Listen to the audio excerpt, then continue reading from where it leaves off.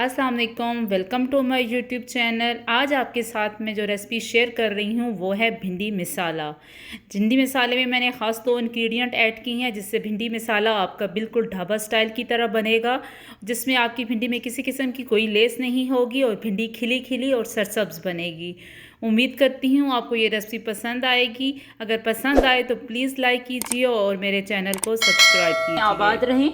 आज मैं बना रही हूँ भिंडी मसाला। तो उसके लिए तकरीबन मेरे पास 3 पाव भिंडी है जिसको अच्छी तरीके से मैंने धो के सुखा के काट ली है। 1 अदद टमाटर है, 2 अदद प्याज हैं, यहाँ पे पिसा हुआ धनिया, सुरख लाल मिर्च, हल्दी, नमक, ये चारों 1 टेबल स्पून है। हाफ कप कुकिंग ऑयल है, यहाँ पे 1 टेबल स्पून दही और 1 टेबल स्पून क्रीम है। आप कोई भी मलाई या फ्रेश क्रीम इस्तेमाल कर सकते हैं। इसके अंदर सब्ज मिर्चें हैं और सब्ज धनिया है। और जो इंग्रेडिएंट खड़े हैं, ज़ीरा, दड़ा मिर्च, मोटी कश्मीरी मिर्च और साबुत धनिया, रायदाना और करी पत्ता, ये सारे मसाले इसके अंदर जाएंगे। तो बनाना स्टार्ट करते हैं। मैंने एक पैन ले लिया है, उसमें मैंने जो भिंडियाँ थी वो डाल दी हैं इसके अंदर। अब तकरीबन 3 टेबल स्पून मैं इसके अंदर ऑयल ऐड करूँगी। अच्छे तरीके से भिंडियों को फ्राई कर लेंगे हम लोग तकरीबन 1 से 2 मिनट के लिए।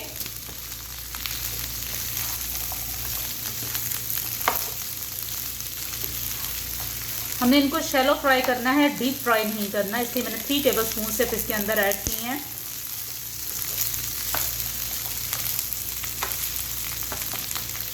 ये सारे खड़े मसाले मैं इसके अंदर डाल दूंगी। मोटी कश्मीरी मिर्च, पिसा हुआ धनिया और ज़ीरा, दड़ा मिर्च, सारे इंग्रेडिएंट्स के अंदर मैंने डाल दिए हैं।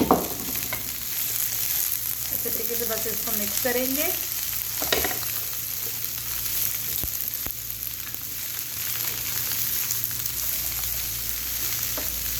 तरीके से मैं इनको फ्राई कर रही हूँ।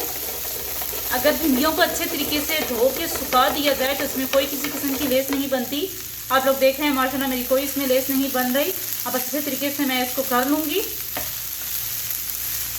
अब मसालों की जैसे खुशबू आ रही है तो मैं इसको निकाल लूँगी किसी प्लेट में और उसके बाद हम अगला प्याज का मसाला बनाना स्टार्ट करते हैं। पैन के अंदर मैंने प्याज डाल दी हैं, जो बाकी का ऑयल था वो इसके अंदर ऐड कर दूंगी। बस अच्छे तरीके से प्याज को फ्राई करेंगे हम लोग। बस मैंने थोड़ा सा इसका कलर ही चेंज करना है, ज़्यादा मैंने इसको कुक नहीं करना प्याजों को।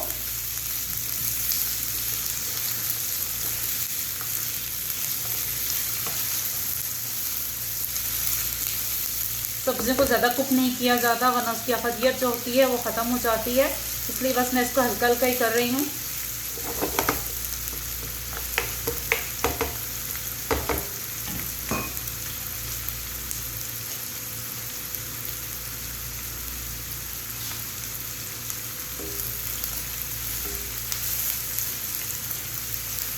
दस प्याज तकरीबन हो चुकी हैं तो मैं ये सारे मसाले, नमक, मिर्च, हल्दी और धनिया पिसा हुआ इसके अंदर शामिल कर दूंगी। बस अच्छे तरीके से इसको मिक्स करेंगे।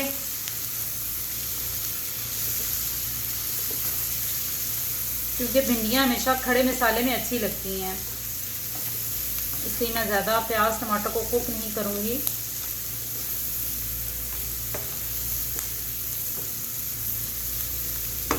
अब मैं इसके अंदर टमाटर शामिल कर दूंगी।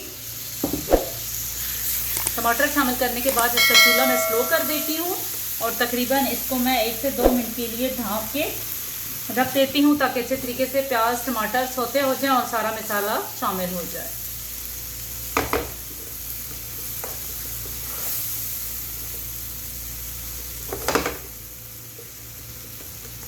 बस 1 से 2 मिनट के लिए इसको मैं ढकना दे के रख देती हूँ।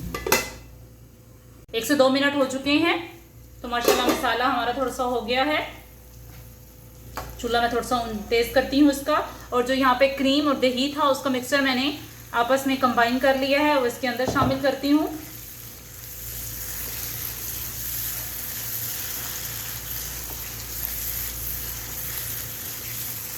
बस थोड़ा सा मैं इसको पकाऊंगी और उसके बाद भिंडी जो हमने फ्राई कर ली थी वो इसके अंदर शामिल कर देंगे ताकि वो अच्छे तरीके से कुक हो जाए।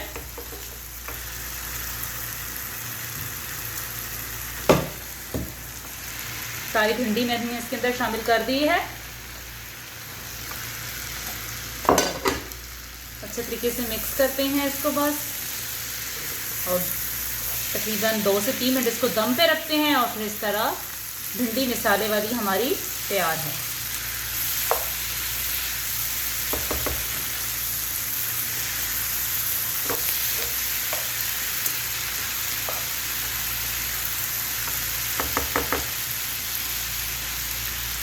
तो सभी इसका मैं चूल्हा लो करती हूँ और इसको ढाँप के हम रख देते हैं ताकि भिंडी अच्छे तरीके से इस मसाले में शामिल हो जाए, अच्छे तरीके से इसमें पक जाए। तो माशाल्लाह चेक करते हैं, माशाल्लाह आप देख सकते हैं कि कितना अच्छा कलर है भिंडी का। अच्छे तरीके से भिंडी कुक हो चुकी है।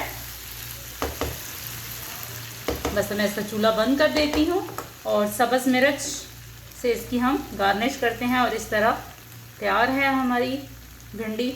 उम्मीद करती हूँ आपको पसंद आई होगी। दुआओं में याद रखिएगा। अल्लाह हाफ़िज़।